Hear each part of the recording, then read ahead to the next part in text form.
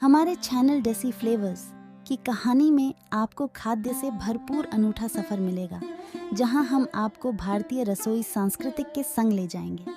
हर video में आपको मज़ेदार रेसिपीज़, नई खाद्य समाचार और भोजन से जुड़ी रोचक जानकारियां मिलेंगी। हमारे साथ जुड़कर आप एक नए स्वाद के सफ़र में खो जाएंगे।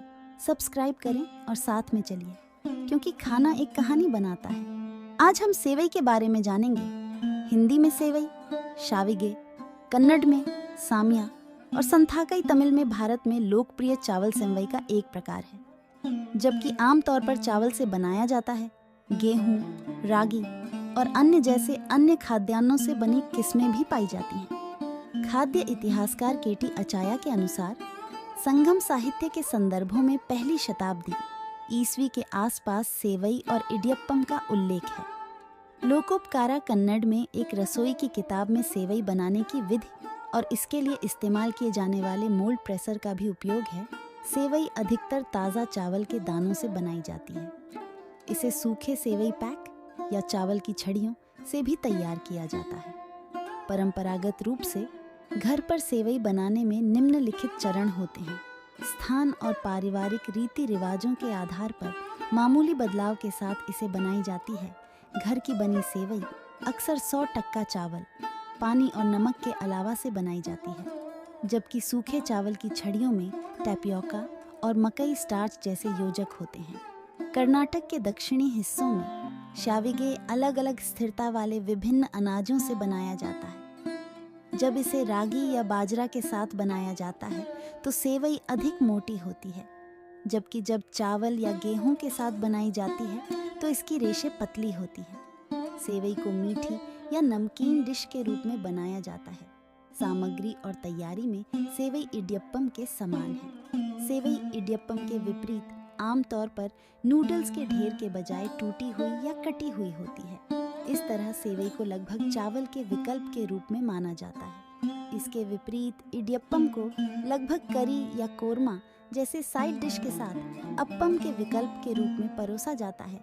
सेवई और इडियप्पम बनाने के लिए उपयोग की जाने वाली प्रेस मूलतः एक ही है। सेवई को आमतौर पर अन्य साइड डिश की तरह करी के साथ नहीं परोसा जाता है, बल्कि नींबू, इमली का पेस्ट, नारियल या उद्दीना पुड़ी, कर्नाटक में काले चने की दाल से बना एक प्रकार का पाउडर जैसे स्वाद के साथ मिलाया जाता है। इसे कर्नाटक में शेविगे कहा जाता है। इसे पकी हुई सब्जियों के साथ भी तैयार किया जा सकता है और नींबू के रस के साथ मसालों का तड़का लगाया जा सकता है।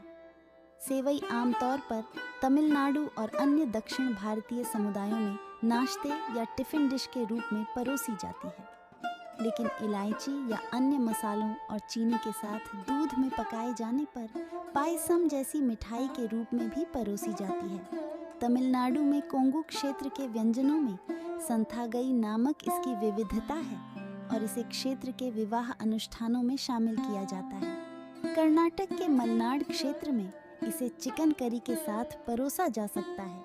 इसके विपरीत यह आमतौर पर दक्षिण भारत के अन्य हिस्सों में परोसा जाता है। संकेती समुदाय इस मामले में भी मानक से भिन्न हैं कि वे नींबू, इमली या उद्दीना पुड़ी के स्वाद वाली सेवई की तरह इडियप्पम परोसते हैं।